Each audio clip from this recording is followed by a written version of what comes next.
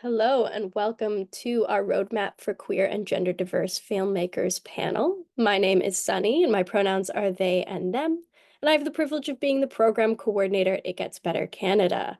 I'm joining today from Tikaranto, colonially known as Toronto. It's important for me to acknowledge that the land on which I live and work is the traditional territory of the Huron-Wendat, the Anishinaabe, Haudenosaunee, Métis, and the Mississauga of the New Credit First Nation. Today, this place is still home to many Indigenous peoples from across Turtle Island, and we are grateful to have the opportunity to live, work, and play on it. I'd encourage you to reflect on the land in which you are zooming in from today. It Gets Better Canada is a registered charity, more proud affiliate of the It Gets Better project. Through the power of storytelling and building community, our mission is dedicated to uplifting, empowering, and connecting us youth across Canada. And your support by attending events like this one, sharing our content on your social media, and through donations is what allows us to continue to operate. You can find out more about our organization at itgetsbettercanada.org. Or if at any time during this event or afterwards you are in crisis or in need of help, visit itgetsbettercanada.org/gethelp for a list of resources near you. Today, we might touch on some sensitive topics, especially around issues and challenges faced by trans and gender diverse people. Today is Trans Day of Remembrance, a day dedicated to commemorating all transgender people lost due to anti-transgender hate and violence. So we want to start this off by inviting you to join me for a moment of silence to reflect on the lives that we have lost today. So thank you. We're going to take a moment.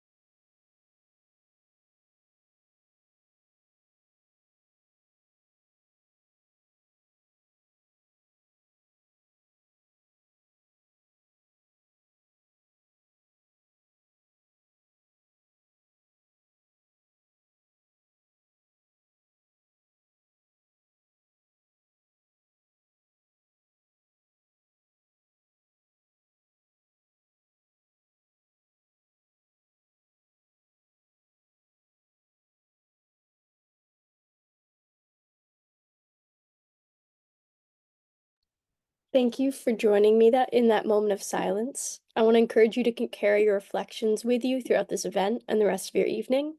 We hope that this event will help shine a light on hope and shine a light of hope and honor past trans voices, creatives, and stories, while inspiring our next generation to aspire for change. Though times may feel tough, conversations like today bring hope for what the future might hold. We really appreciate your engagement on these important conversations, and we will be having a Q&A session for the last 15 minutes of this panel. So if you have any questions you want to ask our panelists, please throw them into the Q&A box in the Zoom. You can find that at the bottom of your screen. I'm really excited to create a generative space for honest conversations today, and hopefully you'll leave feeling inspired and empowered. And we hope to equip you with some knowledge and resources. One resource I want to highlight right off the bat is the Pink Triangle Press Pink Paper. It's some foundational research that's reporting on the current state of 2S LGBT+ representation across film, television, and online streaming services and video games here in Canada. You can find some very interesting stats that might inform your look into the industry, into representation on screen. For example, it found that 90% of media professionals agree that on-screen representation increases understanding and drives acceptance of 2S people in society at large. But unfortunately, 82% of respondents believe that 2S representation is uneven, with people who are two-spirit, trans, and gender diverse being the most underrepresented. It also found it was difficult to find work that featured at all intersex or asexual characters. We hope today to talk about some of the barriers identified by this research, which include the lack of 2S LGBT decision makers, falling into storytelling tropes and stereotypes, the tokenization of professionals, the lack of financial support, and the few mentorship and career opportunities. We hope to be able to start combating some of these issues through these conversations and help guide you in navigating them. So I'm really excited to be joined by three fantastic filmmakers today who are going to lend us their expertise and knowledge. the first being Breton Lalamas. I'm really stuttering today, but Breton is a writer, performer, and filmmaker committed to enriching and diversifying trans representation in storytelling. Breton's acting credits include The Madness, Why the Last Man, and Pretty Hard Cases. He's also co-wrote and produced Jay Stevens' Really Happy Someday, which just premiered at TIFF and is now doing a festival circuit. Breton currently sits on the Pink Triangle Press Advisory Council and is a proud co-founder of the Spindle Films Foundation, an initiative to support gender diverse and Canadian filmmakers. Our second panelist, Michelle Mama, is an award-winning documentary filmmaker and veteran factual producer and director with over 200 hours of storytelling under her belt. A CSA winner and full-time nominee, she was an executive producer of Summer Camp and on Canada's Drag Race Season 3 and Canada versus the World. She's also directed for the first season of Lost Car Rescue, produced Shine True, and showrun In the Making. In 2023, she also co-founded Gay Agenda to develop the queer stories and to mentor young queer and BIPOC creatives, with projects in development including Anti-Diva, The Confessions of Carol Pope, and a documentary on queer elders. She also recently directed an episode of The Nature of Things called Fluid Beyond the Binary with host Mae Martin. And last but certainly not least, we have Katherine King So. Katherine is a multi-hyphenate with acting credits in features Bloodthirsty, The Voyeurs, and Ordinary Girl in Tiara, and recurrings on TV for Revival, The Recruit, and Transplant. She created queer web series The Walk-In Closet and is developing horror comedy series Party Girl Number 3, which was selected for TIFF Series Accelerator, Inside Out's Financial Forum, and the Real World E20's Writer Program. She received CBC's CRF Development Fund for a sitcom, The Buzzkills, in 2020, and she founded the Actra Montreal Tous LGBTQ QIA plus committee, and her work often explores her identity as a half Asian gay woman. Wow, so many wonderful credits to put out there. I want to let you know that you can also access their bios if you hit the resource button and look at our speakers, and you can also access some of the resources that we're mentioning today.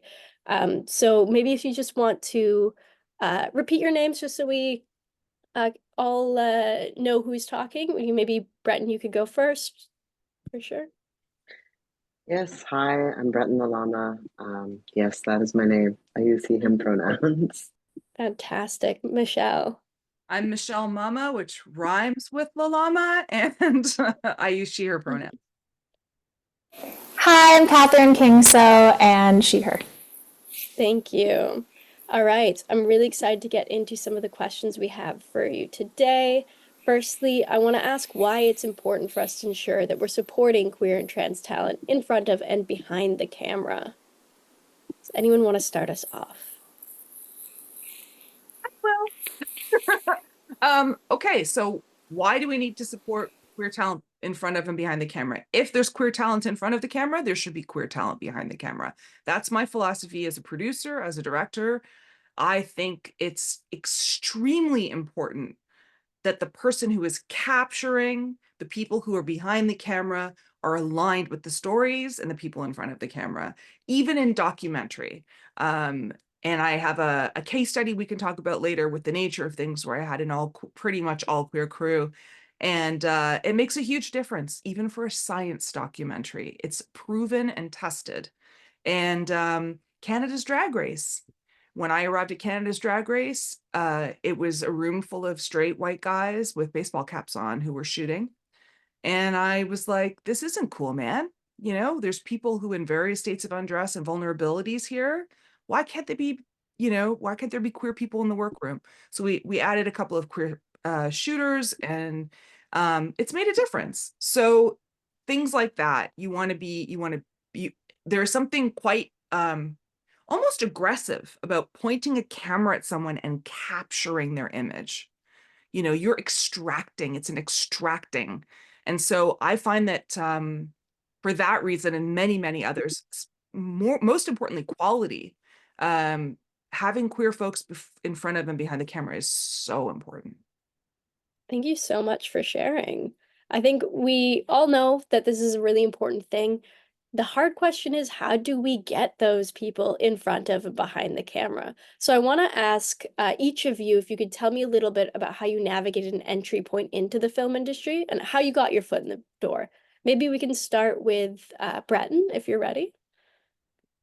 Yeah, sure. I feel like it's a loaded question. How I got into film was not maybe the like it feels like a very lucky way. Like I got into film by way of doing theater and getting scouted by an agent when I was doing a community theater show as a teenager. Like that's not how these things usually go. But even making this switch, I was a teenage girl once. So unfortunately for everybody, so I was signed as a teenage girl, and then I when I came out, I ended up losing that agent because this was like a decade ago, and they said to me literally, "What are we supposed to do with this? With this?" And I went, "Okay, not sure, but I'll figure it out." So I ended up having to do a lot of well, first I did like unpaid student films, and then I started kind of writing my own and shooting my own little things with friends. Just doing a lot of that until I got representation that felt like it was a match for me, and I mean that because if it's a relationship, the one that you have with your agent, so you have to be compatible, as people and be able to talk about, I think, especially when you're a minority or, occupying intersections, you have to be able to find someone who really sees you and knows how to best communicate you and with you. So after that, it was a matter of, auditioning as we do as actors on that side, and then pitching and putting out work as you do with an agent. Like I have a literary agent as well as an acting agent. But even then, I think the reason why I say this is a loaded question is it's hard. There's not, even today, there's really limited trans roles in the industry. And I mean that in on the acting side, but I also mean like we don't see a lot of queer people like Michelle just spoke to, but we especially don't see a lot of trans people on sets. So for me, part of the answer to that question is literally working to, because I'm in the industry now and I have the privilege of working in the industry, to literally bring other trans people in, which I can speak to more later. But that's my beginning answer. Yeah, thank you so much for sharing. Katherine, would you like to go next? Sure. Yeah. I also think my journey, it's not like super linear A to B and then you do this. I did go to film school. That's what my degree is in film production, and also did a ton of things for free for nothing. If anything, you're paying to be there in a lot of ways. I've worked in literally probably every department from like ADing to craft to lighting, over, just to gain experience and get to know people. And I joke now sometimes that like my acting career is paying for my like writing career and production career. But I also think another thing that I want to highlight, because I've, been on numerous panels or, listened to people speak, and I think sometimes you walk away going, holy crap, that seems impossible. Like having a career in this industry seems way more complicated or taxing than like, is it worth it?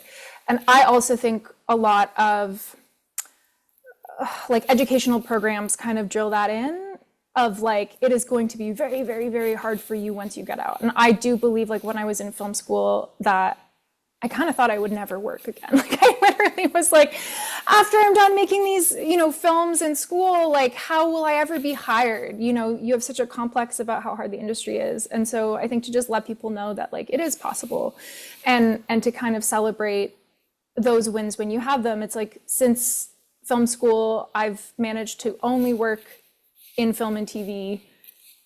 And that you need to like acknowledge that in Canada, that's something, you know what I mean? And I really didn't think that was going to be possible when I was starting out. And so you have to be very resourceful. You have to, educate yourself constantly, and like kind of treat every job you take as a form of education. But there are opportunities to be a working person in this country I don't know, I just want to throw that in because then I think sometimes as we get into the nitty gritty of all of the things that we want to change, sometimes you can walk away thinking like, is there also work here? And so I think it's both, if that makes sense. It's like, it's a wonderful industry to be part of. It also is very hard. It's wonderful. Thank you for sharing all of that. Michelle, last but not least, would you like to Well, share a little bit how you got in? last and oldest. When I went to university in the 90s, the 1900s, Toronto was not an expensive city to live in. And I think that also needs to be acknowledged. Like, I was fortunate that I was able to come up with a group of artists, filmmakers. I went to U of T, I did a double major in cinema studies and English lit, which is a completely useless degree because they don't teach you anything about production. So I would hang out with my friends who went to what we called Rye High back then, and we would make films together on the side, and I would learn a lot about theory, which I love, but doesn't teach you how to make anything. I was able to volunteer. I would drive directors to and from the airport for Inside Out in my mom's car. I would usher at TIFF. And my first job was answering phones at a production company called Breakthrough Films and Television, filling in for someone who was out of town.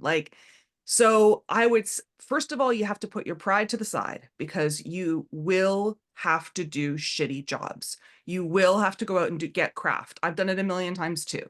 You will have to drive the van. I do a lot more unscripted. So it's much more lean and mean kind of production. And on my sets, everybody carries sandbags. There's no divas and there's no room for it. I think today my advice would be, in addition to putting your pride aside and doing all the little jobs, first of all, there's another reason to do that, which is that as an executive producer now and somebody who makes content and is higher up on the ladder, you are a better captain when you've been a soldier. You know what a production coordinator does. I know what a PA does. I know what a PM does. I did all these jobs. So, you know how to hire people, which means you know how to build a team properly, which means you know how to make a good show. All of it, all of your experience, even if you're slicing carrots, you know what I mean? It's all important. And no show runs without craft, without PAs. So you're just as important as anybody else. But today, I would say, and specifically in the context of this conversation, community is the number one thing that's going to get you where you're going. We as queer people need each other. We're not going to pitch, a show to a network like Master Chef, and it's going to suddenly go for 25 seasons and everyone's going to eat and life goes on. We have different stories. We have niche content and ideas, and it is going to take us to help us, which is why what Spindle does is so great. What the Spindle Foundation does, trans film mentorship, any kind of mentorship program, but also find your tribe, find your pals, find the people who are as passionate as you are, who are willing to take Saturday and Sunday and make a short film instead of laying around on the phone or whatever, right? Like, people who are willing to give up something to get where they're going are usually people who you can align with and go, okay, like, we're all willing to make the sacrifices now for the future we want.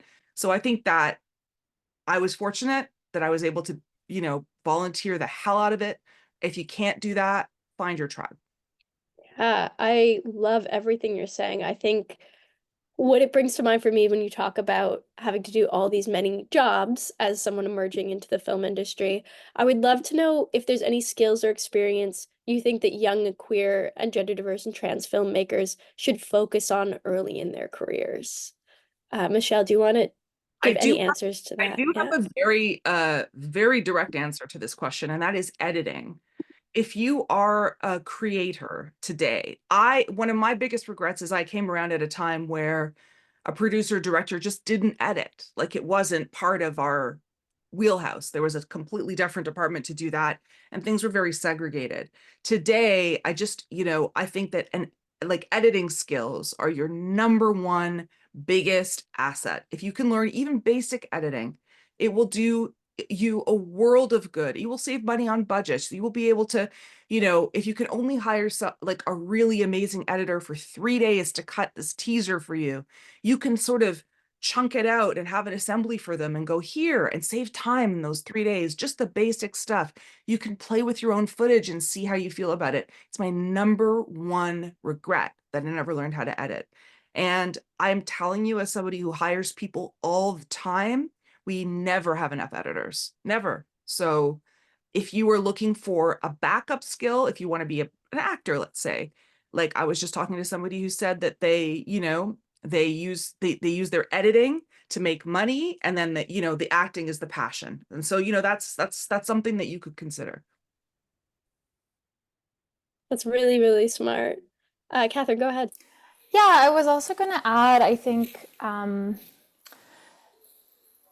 often there can be a lot of like imposter syndrome that comes along with, if you're young getting into an industry, but also if you're at an intersection of any kind of marginalization, that we often think, oh, I need to take another course to be worthy of being here, or whatever, that is, that's sort of ingrained into us.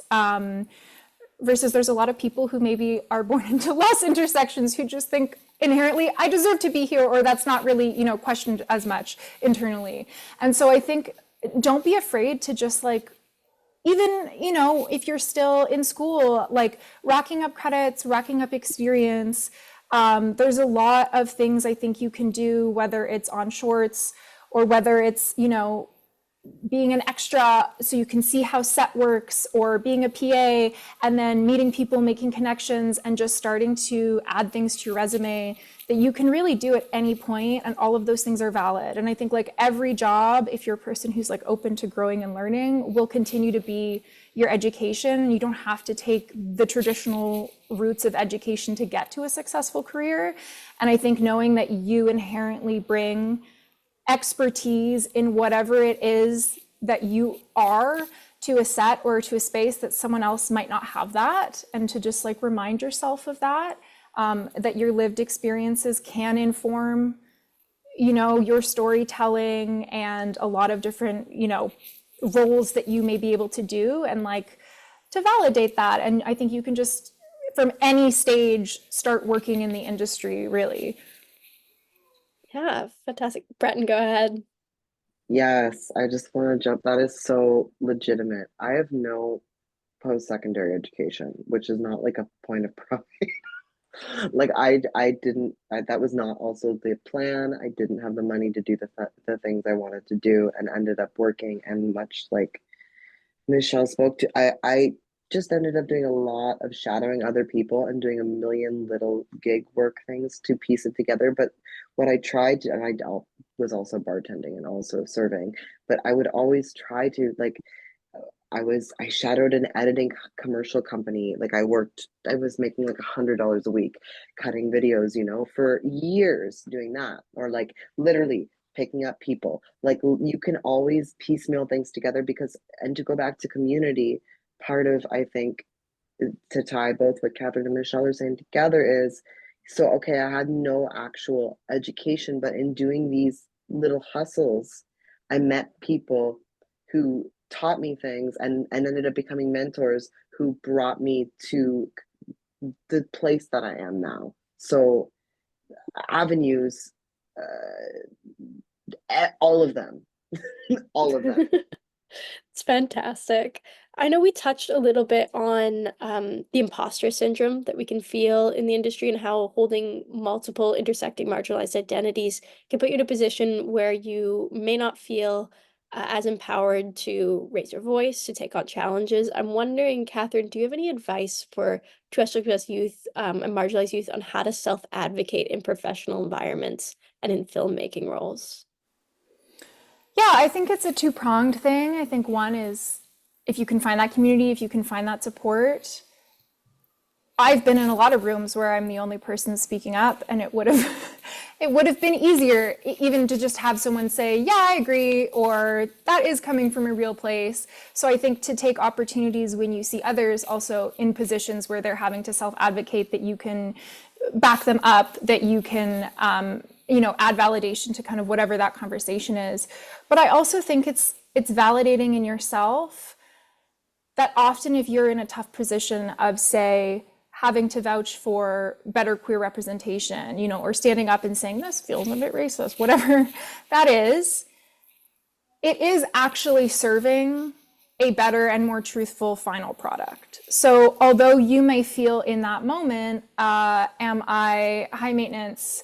Am I making production more difficult? Like, are people going to think they don't want to hire me again because I'm adding one more conversation onto this like already packed schedule?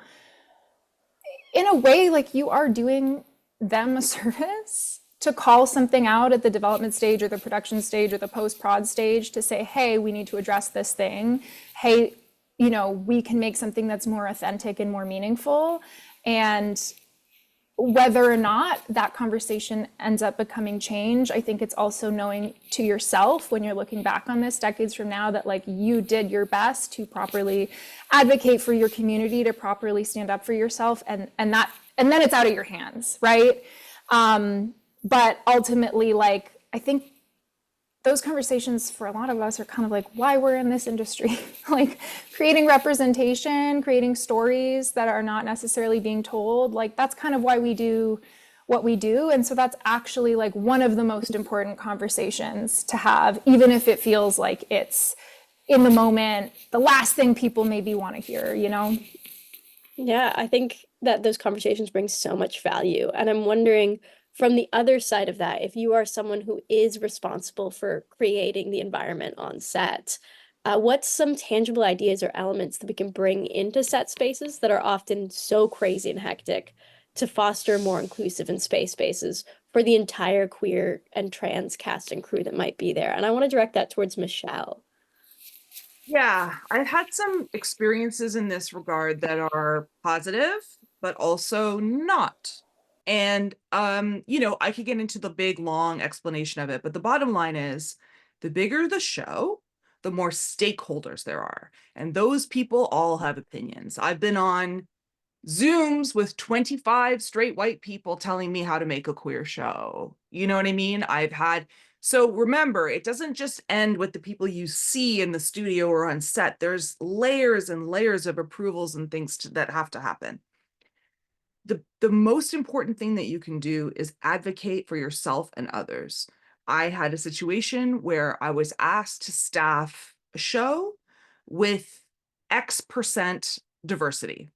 This is the other issue, and I'm going to be very candid with you right now. When I started my career, I was a woman, and that was a huge deal. Oh my God, the year 2000, you're a woman and you're on set. And then I was a brown woman. I was like, oh, okay, spicy. And then I was a queer brown woman suddenly. Like, it was these currencies that they were there all along, but no one gave a shit until recently. So what do I do with that currency? What do you do with that currency as a queer person, as a trans person? Use it. Use it while you have it, because we may not have it for long, frankly, especially in the US. But you use those currencies. You help other people. You pull other people up. You send the elevator back down. You identify the other queer people on set. You work with them. You help them. You promote them. You hire them. But, and I want to give you a cautionary tale, there is an imbalance with where we are in terms of the desire for diversity. And by that, I mean, it comes from a network where they have to check a box and say, our crew was 40% diverse, right? They don't actually care how you do it. They just want to check the box, and it's very, very statistical for them. For me as a human hiring other humans, you realize pretty quickly that we have to catch up in the sense of I don't have a trans costume designer, in Toronto that's ready to dress Brad Goreski and Brooklyn Heights. That person doesn't exist. So what we need to do is build them, find them, mentor them, and bring them up. And so I proposed an incredible mentorship program that would have taken 5 years over the multiple seasons of Drag Race. And unfortunately, even though the network said they want diversity, when it comes to writing the check, they don't do it. So if the network's not going to do it, then it's going to be up to people like myself and others who are in positions to hire to do it. But here's the cautionary tale. If somebody offers you a gig and you know you're not ready, and this has happened because people are in such a rush to diversify the crew and check that box. What can happen if you're not ready and you're not honest with yourself is that it could blow up in your face. And productions don't have time to train. Once you're in that job, if you're not doing that job, you get fired. And what happens then is you feel like shit, you go on a spiral, and the production goes, well, we tried diversity, but it didn't work. Back to our regular programming. And they hire the same people they've always hired. I've seen this happen over and over again in the last 4 years since COVID. So be honest about where you are in your skill set. Don't take that wicked promotion just because you can, because it could blow up in your face. Be ready to step into that job when you get it. That's my number one, because unfortunately, it's all very exciting. You know, I'm a producer now, or I'm a costume designer now. And it's like, you know, there's high expectations that come with those jobs. And if you're not ready, you're the one who's going to suffer, and they're all going to point at you and go, see, we told you, diversity. It's dirty. It's a horrible way to look at it, but just be ready. Don't take the Yeah, job. I always appreciate when you are so candid with us and give us a really, really accurate view of what it looks like in the industry, and really, really fantastic perspective on the kinds of issues that are facing marginalized youth. Yeah, it's heartbreaking. And it's Anyone heartbreaking. with that? Yeah, and I was wondering if you or anyone else would like to speak particularly to some of the unique challenges faced by QT BIPOC youth in this industry, and any advice you have on how to navigate those challenges. I'm going to go ahead, Catherine. I have lots to say, but I'll shut up for a second. Yeah, I mean, does a straight cis white guy ever like go home at the end of the day on set and go like, man, do you think they'll hire any straight white men again after today? Like, did I shit the bed? Like, just inherently, when you're representing any group that has been a little less represented, I think you often feel like you're kind of carrying the weight of representing an entire community on your shoulders, whether it's a walk-on acting part, whether it's a, you know, position in production that you're there every day on set, like whatever it is. And it is very hard to put that much pressure on yourself every day. I don't think there's a lot of other jobs where you're that aware of how you're kind of almost like a stand-in for like a mass group of people. That is very exhausting. So, I mean, I guess that's one of the unique challenges. If I were to offer a solution or a way to like mitigate that exhaustion, I think it is, you have to be kind to yourself. Also community, if you have other people who are going through the same thing, like, you know, and you can go, wow, that exact same thing has happened to me in the makeup trailer, or picking up lights or whatever, that you know you're not crazy and that's a real thing, like that can really help. And I think also it's like sometimes you just have to take a job. There have been jobs, you know, that maybe might not represent your community in the way that you 100% feel absolutely aligned with. But then there's also, I think, a financial, economical thing that comes with being at an intersectional standpoint. And if you have to take a job to be working, you also have to be kind with yourself about that, because again, how many straight white men are going, man, should I take this, or will it make my people look bad? And so I think it's just, you have to kind of check in with yourself along the way.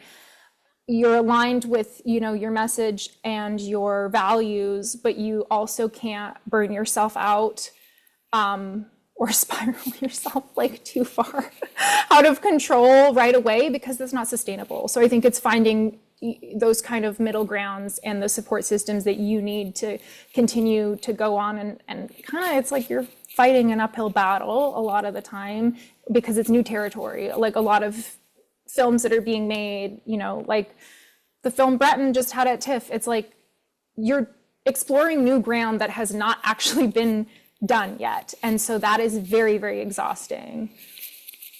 Yeah. And, you know, I'm sure Breton, so much of that crew was queer, right? Our entire crew was queer. There was not a single straight person who worked on our movie, because we made sure that, that was a point of importance to us. because what you did in that film was so vulnerable, and the storytelling is so specific, right? Like, we've passed queer 1.0, I'm coming out, I'm sad, dead lesbians, we've passed all that. Now we're in queer storytelling 3, 4, 5.0, and things are getting sophisticated and challenging in different ways, you know. And so, Breton, to be surrounded by a queer crew, how did it feel? Yeah, well, I think it feels possible is what I always say. It's integral. It's to what you were speaking to earlier. We need whatever whatever we're whatever story we're telling on camera needs to be. It's not even like, oh, it's nice if we have community members off camera. No, it's a necessity because they feed each other, and you can't do you, that representation justice unless you are seeing it looking back at you.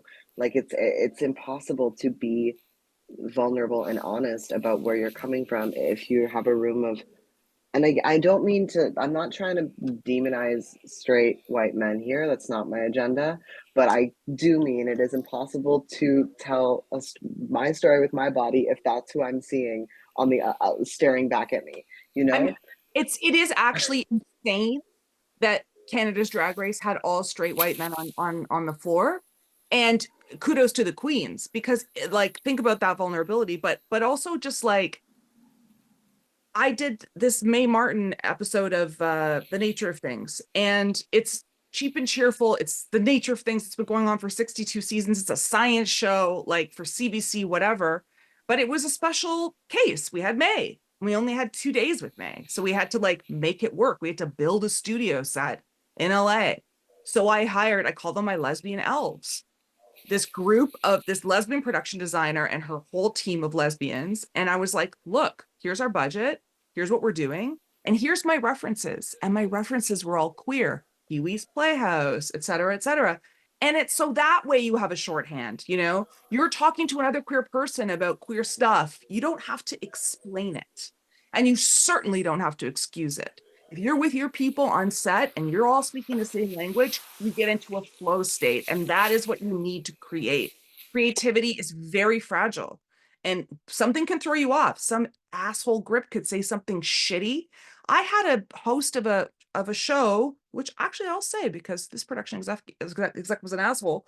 She's gone now, but for Vice, Richie Shazam, who some of you might know, was one of the hosts of Shine True. She's an amazing influencer, trans woman of color from New York, and she almost walked off set and got on a plane and left the show because of a conversation with a production executive who was so disrespectful about pronouns and about her, whatever they were talking about, that Richie was like, why the fuck am I doing this show? Like, fuck her, fuck you, and fuck everybody. So even like, I had created an entire queer team. We were on location in Chicago. It was the middle of COVID. Like, everything can go in an instant with one idiot screwing things up for you, just one ignorant person who doesn't know what's going on. So again, it's also just that, like, it can pierce that beautiful queer bubble that you're building as a producer, as a director. And again, not all straight men. Some of the Yeah. greatest collaborators I have are straight men. I mean it. Like, but you know, you This got is leading me to another question, but I also want to take this opportunity because we are coming up to shortly our Q&A section. So if anyone has a question they'd like to ask any of our panelists or the panelists in general, please enter it in the Q&A function. You can find the Q&A button at the bottom of your screen, next to where you would raise your hand. So if you can hit that Q&A and add in your questions there, I will be able to ask them to our lovely panelists. But our conversation here about creating that lovely queer bubble and all the work that we want to create. I know that you mentioned the person that came in and ruined that queer bubble for you was a production executive. And we know that often the stories we want to tell and the way we want to tell them don't always appeal to the executives. They don't always appeal to mainstream media executives particularly, or funders. So I really want to ask about how we can, as queer and gender diverse creators, tell the stories we want to tell while still lining up funding. Can you speak to a little bit about how you've found funding avenues for your project and what funding might look like for a passion project? Perfect. Anyone want to take this? I can go, but I feel like I'm talking. Katherine, why don't you go? Maybe I'll make a comment, and then if you want to hop in with a case study, go for it. I think something that's very interesting, and two words that always come up when you're talking about getting funding is the word risk mitigation. And so often for big networks who are trying to make a show, they'll have a mass audience for anything that is diverse falls into risk. Will people want to watch, a queer story? Will people be open for, seeing an Asian lead? Like all of these things. But what's also very interesting is a lot of funding that you can get on like the grant level. You literally have to tick boxes saying, which diverse communities do you belong to? And then you have to quantify them. And so I think it's kind of a mind bend where it's like to get your first foot into a lot of money or even mentorship opportunities, stuff like that. Platforms, you have to acknowledge within yourself, but also your stories. Hey, this is a blank story about a blank, blank, blank person who's from blank community. But then when you get to the next level, you have to kind of be like, but it's not a risk. But it's actually just a human story about two people falling in love. So like, I guess a takeaway that I've had from, being able to be in talkbacks and stuff with, like the creator of Doctor Who and like all of this stuff is like, at the end of the day, if it's a really good story, that's what people will relate to. And if it's an authentic story, so you're writing about an authentic experience, it will likely be more relatable and more human and more touching. So it's confusing, but anyways, now you talk. I just want to say this is a hot take. It could be complete bullshit, but here's my hot take. We all know the incredible show Sort of that came out of Canada, and we're also proud of Sort of. It's an incredible show. It's trans representation done beautifully and properly, and it happens to be a really entertaining, funny, amazing show. My hot take is, I think if Bilal had walked in without Fab Filippo to the network, it wouldn't have gone. The show wouldn't have been picked up. So here's what I'm suggesting. Find the helpers, find the allies, and keep your story as hyper specific as possible. Be so specific. Do not listen to anybody who tells you water it down, water it down, water it down, because that is the pool of mediocrity we're swimming in Canada all the time. And the reason for that is a whole other panel about production executives. We'll talk about that later, and mediocrity in this country. But what I want to say is, write your story with hyper specificity to the point where it is completely unique and amazing, like Sort of. And then find helpers, find the Sphere Medias or the whoever's who are going to go, you know what, this is an amazing project. And I have the connections and the gas in the tank, the straight producers, right? These big guys, the big fish who we all know, we all have to swim around as smaller producers. That, you know what, like I have a queer dating show that I just partnered with Sphere on because I see some great potential in it.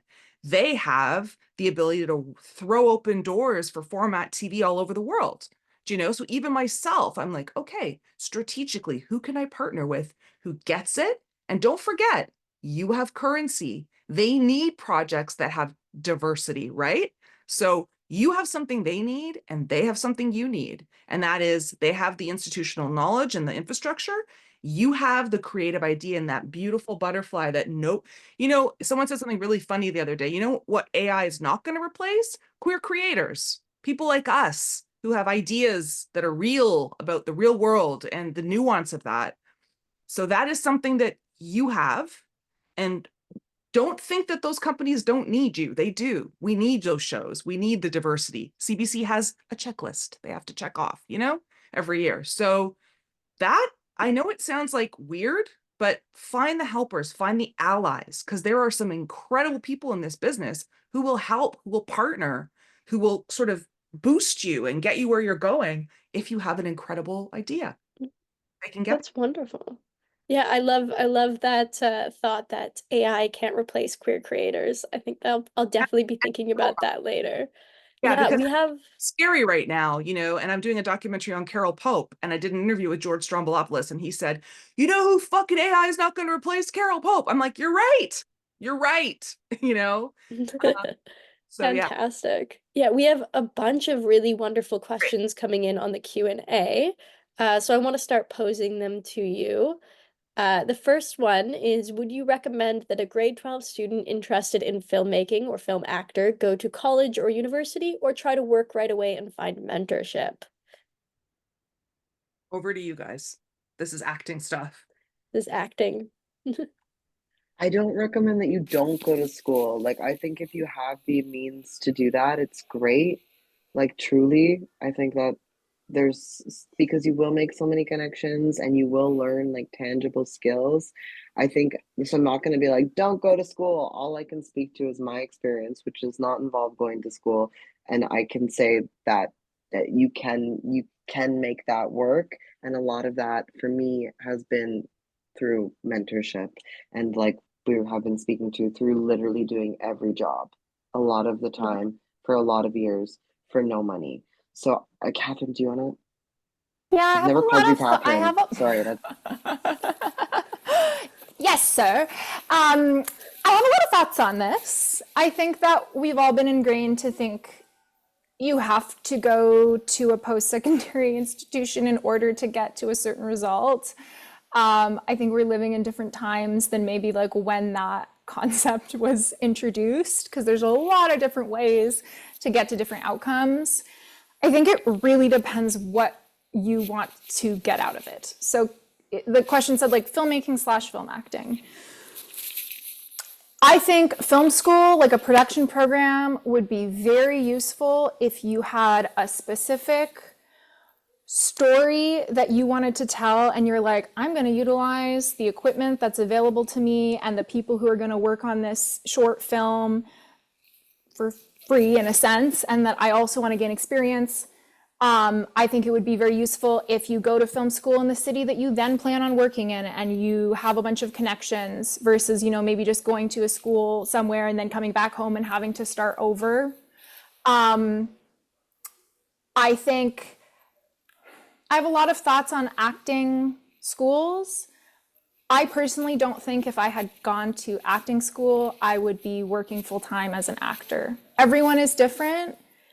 A lot of actors that I saw go to like post-secondary theater school very quickly, I think, got discouraged and aren't working in the industry anymore. Some people did, and they are so grateful for that training that they have.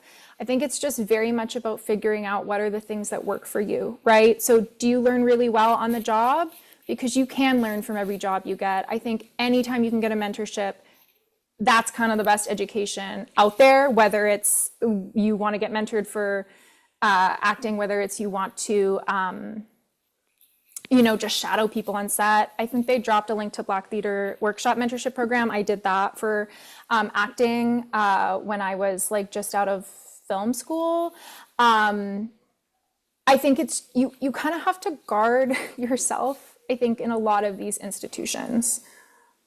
My film school has since been called out for being quite a racist, homophobic, misogynistic place. And if that is going to destroy your ability as a young person who is coming into your identity, then you have to safeguard that, right? If you're at a place where you're discovering your identity, like I remember being in acting classes when I was like young, when I was like early teens, and in front of a group of people, they'd be like, what's your boyfriend's name? Oh, you've never had a boyfriend? And I like didn't even have the words yet to say like, I'm gay. And so that can be very detrimental to you being honest in 4K and close up on screen. And you might actually like put more guards up than you are letting down. So I think it's a very case by case situation. And I think just being really clear on what you want to get out of it and then finding something that's tailored to that. But I don't think you have to go to film school to work in film. Wow, a lot of really, really fantastic Sorry, it was a bit of a advice. tirade.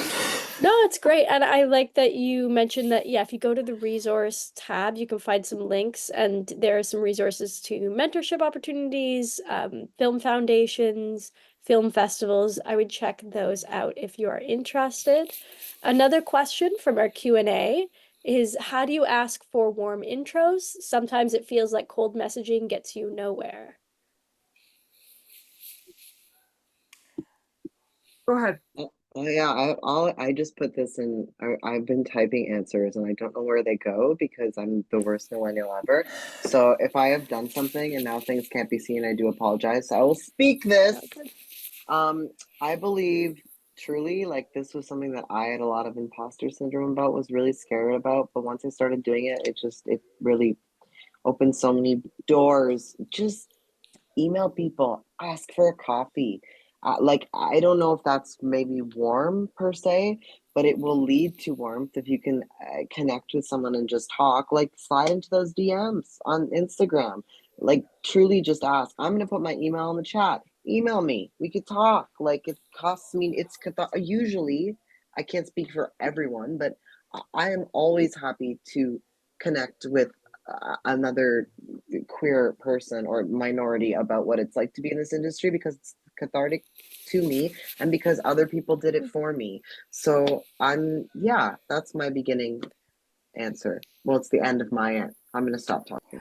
I think it's a great answer, because I find with any kind of networking, the best way to do it is, yeah, you have to start with cold messaging people, but once you get one, you have to ask them then to connect you with 5 more people, and that's how you get your warm intro. I will say it in the queer for queer world, like I don't say no to anybody. Like I mean, unless I'm literally in an edit suite locked in for, like if I have the time, I will meet, I will talk, I will do whatever I can to help. And I think that that is another thing when we talk about our tribe, like we take care of each other. I just met Breton at TIFF, and like he's my son now. Like we're but like, you know what I mean? Like it's like you're meeting other queers. Like you already have a shorthand, and someone's like, oh, someone wrote to me from Halifax. Oh, we're queer filmmakers. We're looking for an editor. Great. Talk to this person. That there is a queer mafia. Use it. There is. It's true. The rumors are true. And I think that, when you're, cold calling, Marble Media, okay, you might not get an answer, but I have faith, I think, in our community, in this community, in the film and TV community, that you shouldn't be intimidated. Just reach out, but don't take advantage of it, and don't harass people. That's the other thing. That was kind of what I was going to say, is the specificity on how you do it can change a lot. Because Exactly. I've had a lot of people reach out in the sense of like, well, how do I get into acting, or how do I do this? And there's a few little things, here are my tips, that can, I think, change it from being a headache for that person to have to slot one more thing in their day to like a joy and genuine connection and something that maybe they're really excited for because actually it breaks their day up in a really great way. I think like offer to take them for coffee. Like just I think the feeling of that $3.50, it feels very different rather than feeling like someone feels entitled to your time or feels entitled to receiving free advice. So even if it's just like, hey, can I take you out for a coffee? I'd love to pick your brain about this, and this, or I'm trying to get into this industry and I would love to hear your thoughts. It feels very different than, can we please like Zoom or have a phone call on my time. Also, what Michelle was saying is like a lot of people that you probably want to talk to are quite busy, and they might be in different time zones, and they might be trying their best. So I think having understanding around, sometimes late messages, messages at weird times, like missing messages because they literally might be like in a forest shooting overnight, that feels a lot better. You know what I mean? So just kind of meeting them where they're at and then expressing gratitude for the time, and then also being proactive. So if someone's like, hey, I have some advice that I'd like to have, and they've already done research and they've tried to put, a demo together, or they have very specific questions where you can tell that they had an interest, you really want to help them and will probably end up sending a bunch of follow-up emails and this, and this, or recommending them to your agency or whatever, versus someone And I've had calls like this where people are kind of like, well, tell me how to do it. And it's like, well, but I can't do it for you. It comes down to years and years of like knocking on doors and working around the clock and whatever. Looking for a shortcut. It does not exist. Yeah. And at so I think it's just if you are willing to put in the work and have the passion and, you know, like people who are like, I'll come and do craft on set for free for a day if I can just experience what it's like those attitudes of those people who hit me up 5 years ago are now like series regulars and they're working today because it's just like, I think if you give that energy to people, they will want to reflect it back to you. That's wonderful. This is some really, really fantastic advice. I'm going to end it off with one last question that hopefully you can provide some advice for storytellers watching about what the key to good storytelling is. I'm going to say one really quick thing because this is, I think, telling the truth, which is like, what does that mean? So, what does that mean to you? And if you don't know, then take the time to find that out.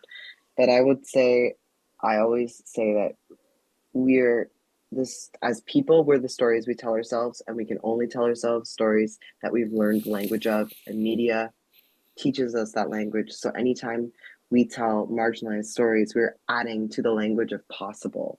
So good storytelling to me is adding to that language. Yeah, truth and specificity, and you can't fake it. Like, don't tell me a story I've heard 45 times. Do your research. And here's one: if you want to make TV, watch TV. If you want to make films, watch films, because to Breton's point, it's a language and you have to get fluent in it. And I can't tell you how many times I'm in a meeting and I'm like, this, that, whatever references, because you do a lot of comps in this business. You're like, it's kind of like a Breaking Bad meets whatever. Great, you know, but you have to know your business to be in this business, right? I don't know anybody under 40 who has cable. I'm like, you know, okay, you know, it's fine, but you still have to, you know, stream it illegally, whatever, but watch TV if you want to make TV, watch films if you want to make films, and make specific stories, not general, and write what you know. We hear it over and over again, but it's true. Look at Breton's film and you will see what write what you know looks like. Yeah. Fantastic. Katherine, is there anything you want to add to end us off? On what does good storytelling look like? I think good is kind of subjective. I think good looks different to different people. So I think it's really like, you don't have to appeal to every single person. Kind of going back to like what Breton was saying, if you can express some kind of truth, even if it feels very specific or it feels very niche, that's more of an accomplishment than trying to have, I think, broad mass appeal. But also, like, this industry is a job. And if you're in grade 12 trying to figure out what your next steps are, it's okay to do stuff that isn't good storytelling. It's okay to work on a crappy TV show for a while and make new friends and gain experience and take care of yourself as a queer person or as a trans person. It is a radical form of resistance to wake up every day and honor what that identity means in a world that is very actively trying to silence you, and then choose to be in an industry that's about speaking out against all of these things. It's not a race.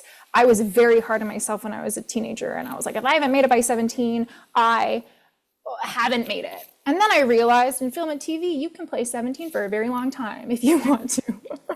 So be kind to yourself and think of what are the things you would have wished you told yourself years ago, not just like tomorrow or a year from now, like 10 years from now, 20 years from now, what is kind of sustainable? And this industry can be sustainable, but you do have to arm yourself with this idea of I'm just a person and I need to rest. I need to work really hard. I need to find balance. I need to find people that understand me. And if I need to take a gig where I'm peeing on a night shoot in the forest because I have to pay my bills, that doesn't make you a worse director, right? Like, The first show that I was showrunner on was Donut Showdown for Cooking Channel in the United States. I love the Donuts, name. followed Sounds by great. Smith Food Showdown, followed by, like, I've done some shit, people. I think that should be the last sentence of this panel. Donut Showdown. Is Donut Showdown. Fantastic. You know what? It doesn't matter. They're transferable skills. Learn whatever you need to learn on whatever set you need to learn it on, and you can transfer it to whatever you want to do for your passion work. That's fantastic advice. Thank you all so much for the knowledge and expertise you've shared. Again, our panelists are Breton Lalama, Michelle Mama, Katherine King So. Thank you so much for joining us today and sharing all of the wonderful experience that you have and the advice for our emerging storytellers. I also want to thank everybody who attended the panel here today. Your participation in this means a lot to us. We appreciate you taking the time out of your day. And please check out the resources that are available in the resource tab that Omid has been sharing in the chat. And check out itgetsbettercanada.org for further resources as well.